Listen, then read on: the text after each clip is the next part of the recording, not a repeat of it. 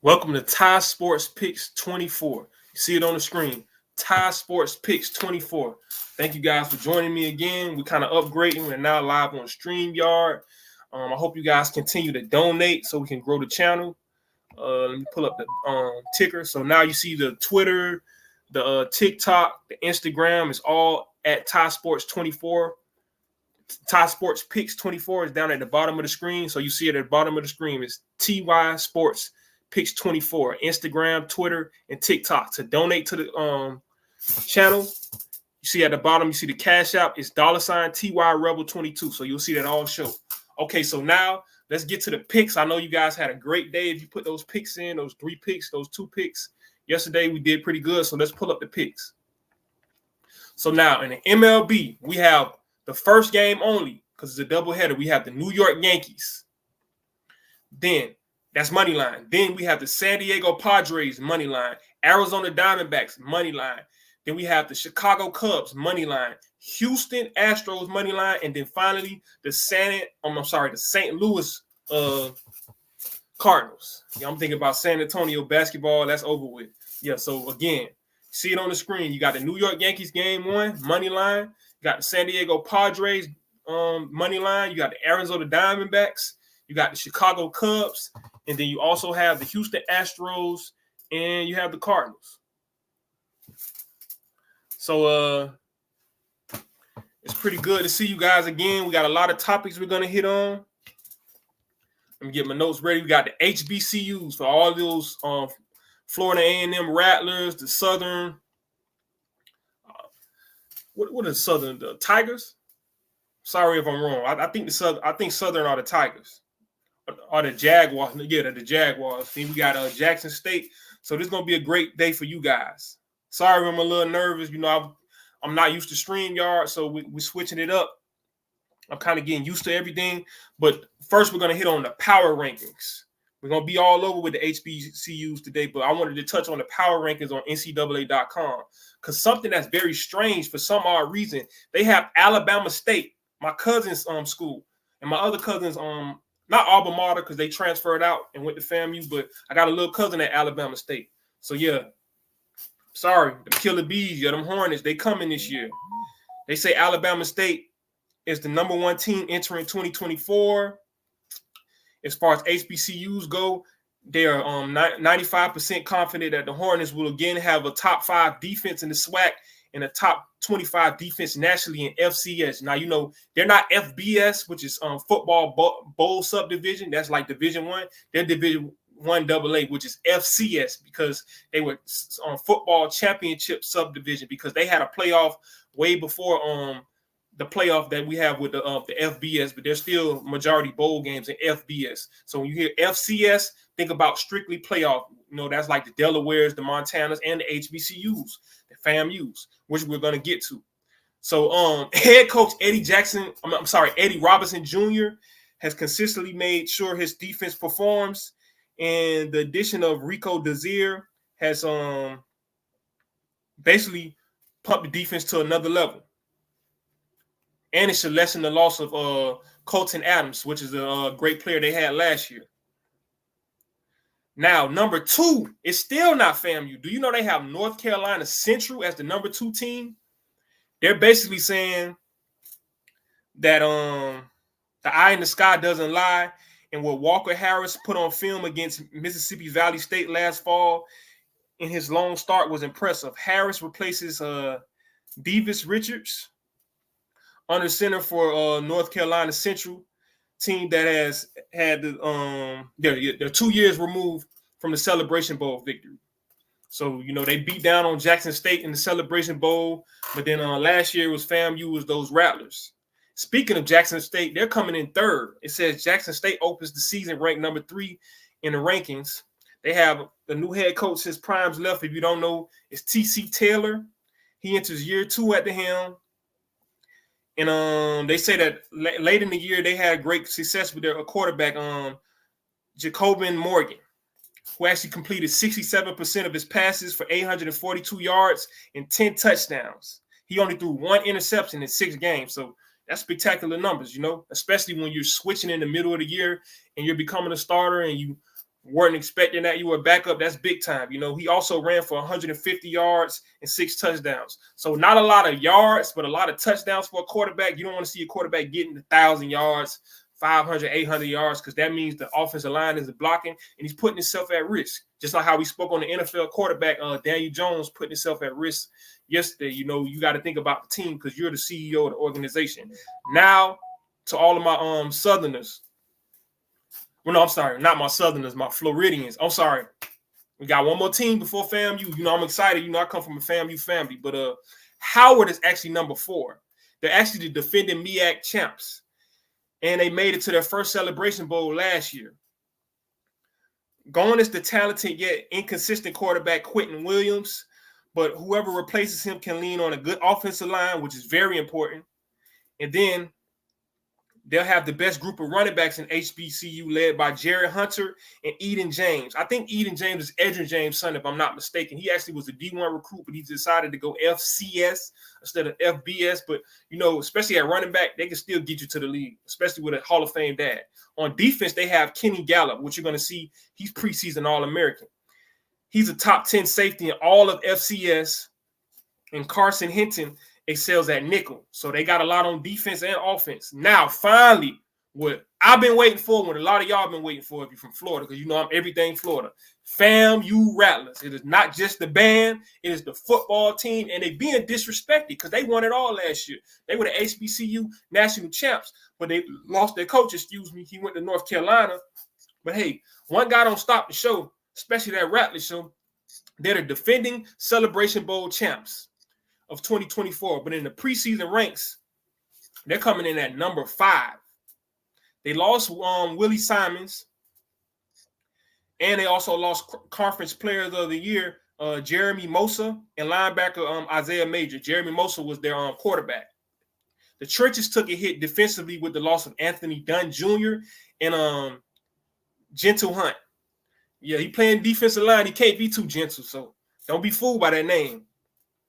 While the skill group will look different without wideout Jamari Shareed and Marcus Riley, that's simply too many losses for the Rattlers to be ranked in the top 3. I disagree. Until somebody take the crown, you can't let no 4-5 pieces be the end of it, because one thing I can say about these HBCUs, except for 1 or 2 guys, unless you graduating or going to the league if you can, a lot of these guys are staying at their school. You know, the transfer portal isn't really reaching down to the FCS level as much. You have guys, you know, I know the Miami Hurricanes, when they got a quarterback from the FCS, and their starting quarterback, Cam Ward, before he went to Washington State, he was at the FCS and he broke all the records. You know, they got the Walter Payton Award, Jerry Rice Award for FCS players, because some of your greatest NFL Hall of Famers came from traditional black schools, the Larry Littles, the Bullet Bob Hayes, Walter Payton, the late Steve McNair, Ed McNair, and the names go on and on. So don't think that is not any talent on the NFL level or in the Hall of Fame level coming out of these schools. It's just sometimes guys get overlooked, grades, different things. So now we're going to speed through the rest of the list. We got Tennessee State, led by Eddie George, the NFL Hall of Fame running back. Tennessee State ranks 6th in the preseason poll, which is pretty good. I'm glad to see Eddie George doing great. You know, he was one of those guys that kind of followed in Prime's footsteps, being an NFL guy, reaching into the HBCU level, giving back. I believe Ed Reed was going to do it at Bethune-Cookman, but we all know how that ended. If you don't, go look it up. Ed Reed just did an interview with Edrin James talking about the whole Bethune-Cookman debacle. So I'll let you guys read it. Watch it. I won't spoil it for you. Or you can read up on it online. We have Perry View A&M. Stand up. Last year they won the SWAC West, and they might be predicting them to do it again. Just stay tuned. Now we have number 8, Morgan State. Now, Morgan State kind of tough. That's a football school. You know, they happen to be HBCU, but I know some guys went to Morgan State. If Morgan State won the MEAC, it would not be a surprise. That's what they're saying. The defense of Baltimore is up to no good. The offense, on the other hand, well, that's left with a not to be desired. However, I have confidence in head coach Damon Wilson that his offense will finally get right. Well, they're saying they have confidence. I don't know. We'll see. We got Alcorn State coming in at number 9. Then Grambling State. If you know about that classic, that Bayou Classic is all about Southern and Grambling. And guess what? They number 10 and number 11. So Grambling, they're going to make it in at the number 10 spot because of Miles Crowley, their quarterback. He's actually the preseason SWAC Offensive Player of the Year. So that's enough said. Now let's get to my big cousin, Anthony. You know, shout out to Tenny. You know, he's been donating and showing me a lot of love, encouraging me. He's a Southern Jaguar, I want to say. I think Grambling State are the Tigers, Southern are the Jaguars. I apologize. You know, I'm doing it on the fly. If I made mistakes, this show is live. But Southern's number 11. You know, so they're going back to my childhood days when that was a good football battle and a band battle. They're number 11. Southern has a new head coach this fall in Terrence Graves. Graves earned the job after winning the Bayou Classic as the interim coach last year. He brings plenty of experience as an assistant, while Southern has the best player in the SWAC in Kelby Givens. Yeah, he's big time on defense. The Jaguars are, so I knew I was right. They're the fourth best team in the SWAC because they have an improved offense. Yeah, that's basically why. You know, so they already had the D, but now they have an improved offense. And they've actually risen in every category in the conference based upon stats last year. Now let's speed through it a little bit because the list is kind of long. We got Norfolk State. Then we have at that's number 12. At number 13, we got a team that's known for winning. That's kind of low for them, South Carolina State. South Carolina State is being led by basically they're saying they have a powerhouse. Chanias Berry built a powerhouse. Okay, so that's the coach program at Benedict before taking a head coaching job at South Carolina State following the retirement of the legendary Buddy Poe. Berry will look to bring the success with him that he had at Benedict, which will make it easier for numerous Benedict players to follow him to the Orange Bird. So he's bringing his players with him. Yeah, like Prime. He's bringing that Louis luggage. Okay, now we got Alabama A&M at number 14. We have North Carolina A&T at number 15. On A&T, they say, I think year 2 for Vincent Brown era will be improved upon the 1-10 season that we saw in 2023. How are they ranked number 15 if they went 1-10? I don't know. Transfer portal, good high school recruiting. Let's read on. Let's see. Have the Aggies figured out the quarterback situation? We'll find out on the gridiron if sophomore Kevin White has a better command of the offense or if transfer Justin Formby from Houston Christian or Noah Sanders from Delaware can upset him. So they went and brought in 2 transfers. We got Noah Sanders from Delaware, and then we got Justin Formby from Houston Christian. Now, I saw something on Houston Christian online. They're pretty tough, you know. So I don't agree with a 1-10 team, even with transfers and with a second-year coach. I know Vincent Brown was kind of like trying to overturn the program. And North Carolina A&T is a historic winning program, but that's kind of high to be ranked 15 in the nation out of all the HBCUs when you're coming off a 1-10 season. Now, Texas Southern, they're going to be ranked at 16. We got Mississippi Valley State at 17. Then we got Hampton. Let's stop right here at 18.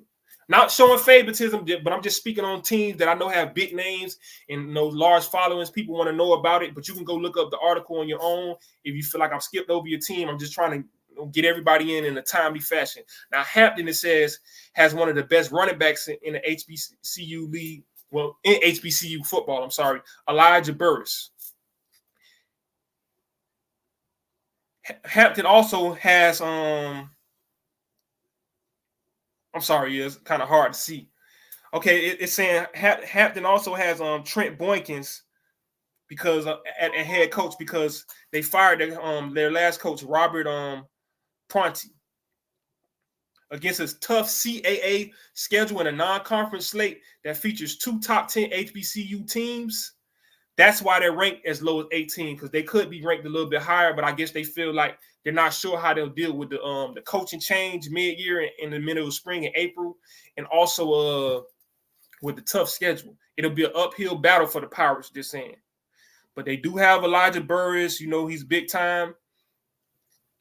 and he could help them rise through the ranks, and it says Hampton was the last FCS school to make a coaching change this offseason. So yeah, that's not good to be making coaching changes later on in the year. Then we got Arkansas Pine Bluff. Arkansas Pine Bluff has finished last in the SWAC West every year since it won the division title in the spring of 2021, which was the COVID year. I don't know if they lost a lot of guys. I don't know what that's about. But it says after finishing 2-9 last season, head coach Alonzo Hampton hopes to change the tide in his second year. I think the addition of offensive coordinator Tony Hull will help. But in the end of the day, it's about players on the field. I totally agree. You got the players, they got to do their job, and you also have the coaching staff. But 2-9, that's a combination. You got to do better than that.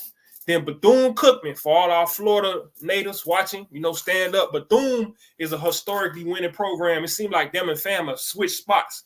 FAM used to be at the bottom. Now Bethune's at the bottom, and FAM's the top 5. But really, I feel like they should be top 3 because they won the title. How do you drop all the way to 5? I don't know.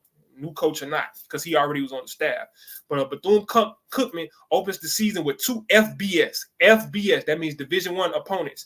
And an FCS playoff team from last season with Mercer when they come to town to Bethune. While the Wildcats get a Division II opponent in Clark, Atlanta at home this fall, the rest of their home slate is treacherous. Alabama State, Jackson State, and Grambling State all visit Daytona. Woo! So we're going to either be seeing upsets by Bethune or we're going to be seeing beatdowns by other people. And I know the Rattlers won't be mad about it, but Rick Ross will be because, his son plays at Bethune-Cookman.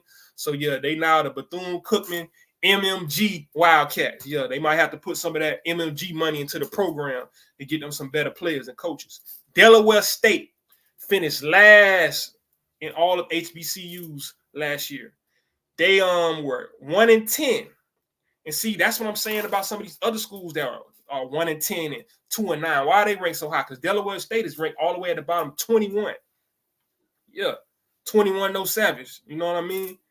Because people doing them Savage. They were the Hornets were the only MEAC team to not receive a first place vote in preseason, and they had 0 players in any first team preseason all conference list. Delaware State have to start from the bottom. Woo! That's what Drake was talking about when he said starting from the bottom, now we here. Yeah, I don't know if he was at the bottom like Delaware State.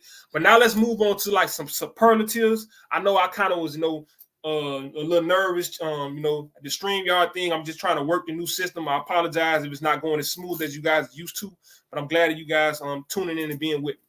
Now let's speak on the Celebration Bowl, which is basically their national championship. It's going to be on December 14th at noon.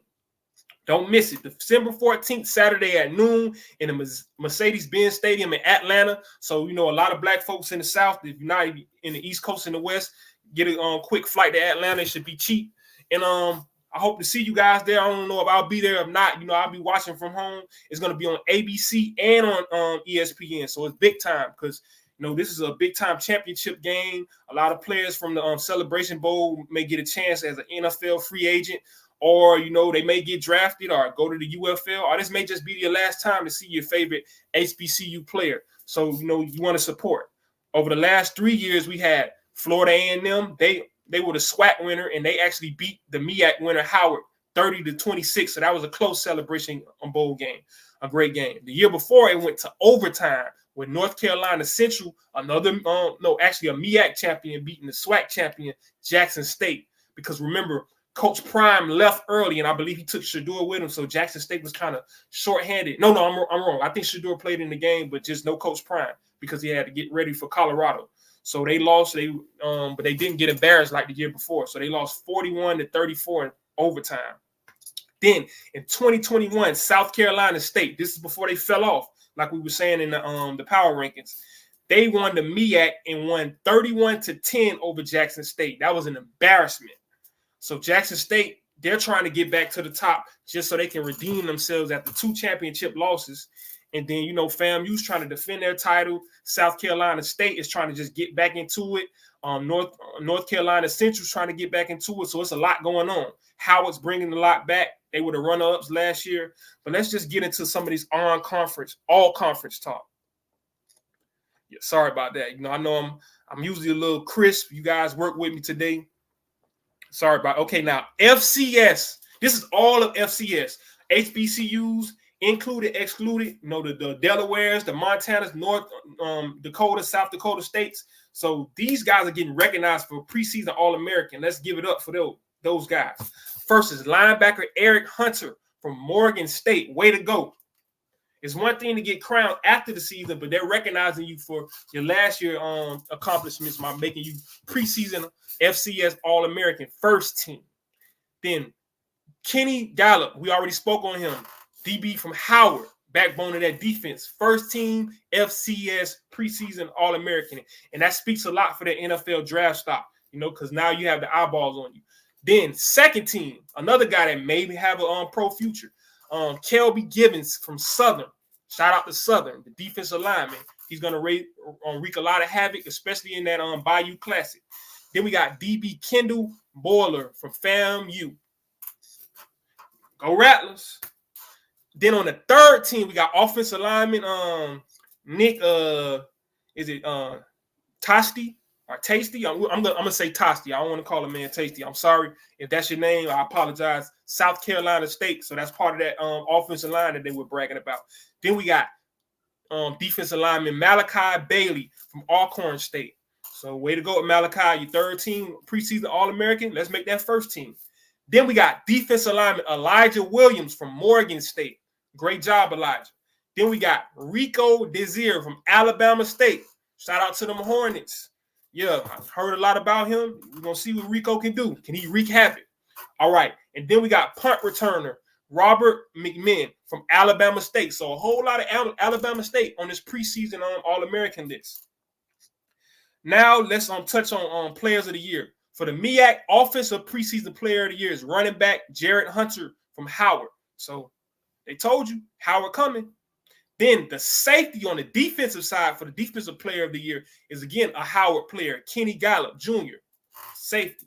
So the preseason poll is voted on the coaches. They have North Carolina Central winning the MEAC, followed by Howard, then followed by Morgan at 3, South Carolina State at 4, Norfolk State at 5, and then you have Delaware State at 6. So we'll see. Then the SWAC. A lot of people going to be mad about this.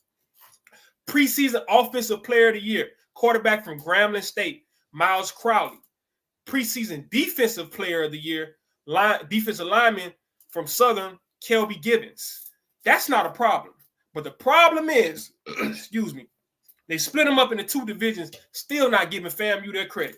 In the SWAC East, we got Alabama State 1, followed by number 2, FAMU, then number 3, Jackson State, number 4, Alabama A&M, number 5, Bethune-Cookman, then number 6, Mississippi Valley State. That's not consistent with the power rankings, but these are different rankings. So they got Bethune at least at 5. So there's somebody under them. On the west side of the SWAC West Division, they have Alcorn State number 1. They have Prairie View A&M at number 2, Grambling State number 3, Southern number 4. That's too low. Then they have Arkansas Pine Bluff at number 5, and then Texas Southern at number 6. I don't like them being at number 6 either. In other conferences, because some HBCU teams actually don't play in HBCU predominant conferences. We got Tennessee State, Tigers, stand up. These are some notable players that were just recognized on preseason watch list. Their quarterback, Draylon Ellis, running back Jordan Gant, Jalal Dean, wide receiver, Connell Meadows on the offensive line. At tight end, Jason Hoth Jr. At defensive lineman, you have Eric George. At linebacker, you got Ahmad Nelson. At DB, you got Jalen McClendon. And then all-purpose on kick return, punt return, you got Dayron Johnson. Then the kicker, James Lowry. Then you got punter Jackson Foster, and then long snapper Carson Buchanan. So put the whole team on the list. Way to go for the Tigers of Texas State. Then Hampton. Hampton is predicted to finish 12th. I don't know where I got 7 from. I know that's a godly number. They're predicted to finish 12th in the CAA preseason poll. But they did get one player recognized for preseason all-conference in Elijah Burris, their running back. So Hampton, you got to fix that, baby. Then North Carolina A&T. The Aggies were predicted to finish even lower. They're predicted to finish 14th in the CAA preseason poll. So a lot of disrespect in the CAA for HBCUs. That's why a lot of the HBCUs like to stay in their own conferences to make sure they're getting their true recognition, you know. And then Kayron Pronti was the only player selected to the league's preseason all-conference list from North Carolina A&T. So that's not good. That's not a good look for the CAA conference. Maybe they're just telling the truth. Maybe these two teams, you know, North Carolina's A&T and Hampton have to step it up. I know Tennessee State is doing good things. They're actually predicted to finish fourth. Yeah, fourth in the Big South OVC conference. So Tennessee State's doing well. Now let's go to some other topics that are not HBCU related. I know we're kind of going a little long. NFL contracts. I'm watching First Take. They have the beautiful ladies on there. You got Molly, you got Kimberly, and they're speaking all this contract talk. They're getting on Mad Dog. But my thing is, and Mike Tannenbaum, but my thing is you got to find middle ground. Like I said before, and I'm tired of saying it. You get paid for what? To perform, to deliver. And if guys aren't delivering, what are they being paid for? So we're going to play a game. Are they being paid what they're supposed to be paid? Are they being underpaid? Or are they a thief? And they need to return some of that money. Because a lot of people are talking about Dak's contract, Tua's contract, Trevor Lawrence's contract, Jordan Love from Green Bay because he only played 8 games contract. And these guys getting $50 million. Dak talking about he wants 60, 65. So we're just gonna go down the list of guys that are the highest paid guys in the NFL for the 2024 season. So now Jordan Love, Green Bay Packers quarterback, $55 million a year. You're a thief. Give him 40. Trevor Lawrence, $55 million a year. You're a thief. Give him 40. And the reason why I'm calling these guys thieves, if you need offensive line, if you need help, if you can't do it on your own, or you just haven't proved enough, because I think Jordan Love's going to be worth that. And maybe Trevor Lawrence, I don't know. Joe Burrow getting $55 million. That's a little high. I ain't going to call him a thief. I go more 45. No, Patrick Mahomes get 45. What's wrong with 45? Okay, Tua Tagovailoa, 53.1. I want you to give back 13.1. No. I want you to give back. What Tua worth? 40 million? No, I want you to give back 18.1. Tua, $35 million quarterback, man. You need offensive line. You got injury history. You can get the job done. Nick Foles beat Tom Brady in the Super Bowl. It's a lot of quarterbacks. Even in this day and age, people are like, oh, you can't win with a game manager. Shut up. You don't know what you're talking about. Brock Purdy just was leading the overtime in the Super Bowl last year. What are you talking about? If they didn't change the overtime rules, a game manager just beat Patrick Mahomes. I don't want to hear that. You don't know what you're talking about. Jared Goff's a game manager. He almost went to the Super Bowl. Jared Goff, $53 million. I love you, man. Get back $10 million. You're a thief. Justin Herbert, 52.5. What Chris Tucker said on Rush Hour, who y'all think y'all kidnapped? Chelsea Clinton? 52.5. Man, he don't need to be getting $1 over $25 million, baby. You're a thief. Lamar Jackson, $52 million. I don't count a black man money. I go 45. Give 7 back, dog. Give 7 back. Call me hate all you want, whatever. You ain't starving. And before I finish this list, I want to say this. A lot of guys like Brandon Ayuk, they argue with the team. They want more money or they'll leave. Like Dak Prescott saying. Look at it this way, because I know a lot of women went on First Take talking, and they all about we already know how the women is with the money. Just check me out. Imagine this. You're a married man. Your wife, she's an 8 or 9. She ain't no dime. She kind of losing it, but she still treats you good, cook good, take care of the kids. But now you got this new hot secretary, 24 years old. She flirting with you. You leave your wife and your kids and hope that you're going to marry the secretary. She sets you up a few times and then she leave you for a young guy, take your money. Now you gone. Now you got to pay alimony, and this broad and got you for a car, or this, that, and the third, and now you out on the street. That's how I look at players. And Russell Wilson's a prime example of this. Russell Wilson had a great opportunity in Seattle, but he just wanted more and more and more money, more control over the team, throw the ball more. Pete Carroll's what made him win.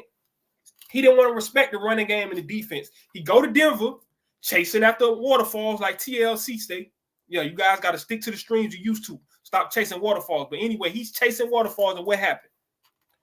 He do bad in Denver. They get a new coach. They sabotage him, even though he do good. Now he playing for $1 million a year for his career in Pittsburgh, fighting with a young quarterback that don't even know how to play yet. Justin Fields will be ready soon, but he ain't ready yet. This is what the league will do to you. You got to think long term. Even when you retire, you don't want to burn bridges, so you can work in broadcasting. You can work in the front office. You can just be set for life. You know what I mean? It's about relationships. Once you're not on a rookie deal anymore, you're getting a veteran deal. No veterans are starving in the NFL. This is not the 90s, baby. When you're getting 15, 20, 35 million, 40 million, how much is enough for you to uproot your family, move across the country, uproot your kids? Now you paying out of state taxes because some states don't have no taxes like Florida and in Texas. So I don't know why Dak want to leave Texas or why Tua or Trevor Lawrence want to leave Florida. Not saying that they would, but Baker Mayfield took a team-friendly deal. Baker Mayfield is doing great in Tampa, and he continues to do great. He's never gonna leave because teams don't like to switch quarterbacks. It's a lot. You got to train them up. You don't know if they'll fit the system. But what I'm saying is, just like I tell my homeboys, go home to your wife. If you got a good team that's treating you good, they giving you 35 million and you chasing after 50 and you mess around and chase the 50, lose the 50, lose the 35, and now you're getting 2 million a year. Who the dummy? We're not talking about rookie deals where you're getting 5 million. Absolutely not. They robbing you. But when you getting 35, 40, Patrick Mahomes get 45, but he understands he lost the Super Bowl to Tom Brady. And he asked Tom Brady, what you got to do to win like you? He said, man, you got to share the wealth, bro. I got AB, I got Gronk, I got Mike Evans, I got the offensive line, I got Fournette for the play action or for the run. Tom Brady never won a Super Bowl without a good running back. Anton Smith, Corey Dillon, LeGarrette Blount. The names go on and on. A lot of them Super Bowls where you saw Tom Brady lose, it was all on him. So he knows from firsthand experience. The selfish players a lot of times are going to go broke and they're going to get limbs broke because they don't have no help. So nobody's saying the starve, but if you're not on a rookie deal, you're not starving, bro. When you're in the prime of your career, you ain't getting 25, 35 million saying you starving, bro. And if you go after 61 years and then you get cut versus you getting 35, 5 years straight, that's 60 2-3 times over, bro. Then you're going to get the next contract. You don't want to burn bridges, bro. You got to think with your head, think long term, not short term. But let's get back to this robbery list. Okay, we got Jalen Hurts, 51 million. You stealing about 10 million. You about a $41 million guy. I won't give you the Mahomes money yet. Kyler Murray, 46.1 million. You a thief, boy.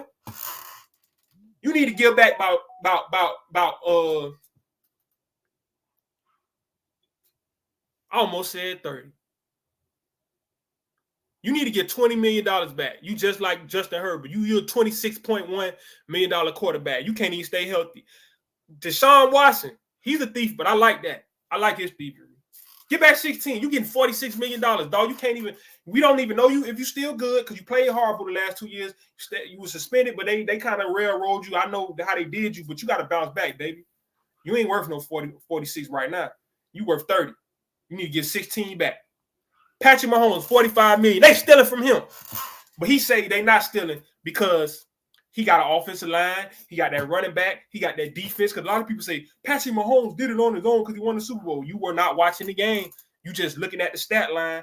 If you watched Kansas City last year, Patrick Mahomes did what Tom Brady used to do. He just did his job. And he had help around him, which was the defense, which was Pacheco at running back. Rashad, even though they had a lot of drops with them rookie receivers, Kelsey did his thing, and they won games. It wasn't pretty, but they won games. That's what it's about, winning. We pay you to win. We don't pay you to just say, oh, you the highest paid, but you losing. Think about it this way. If I charge you $1,000, okay. Think about it this way. Yeah, $1,000 for one of these pocketbooks for the women, or $250 for the Jordans for the man, and then the shoes fall apart.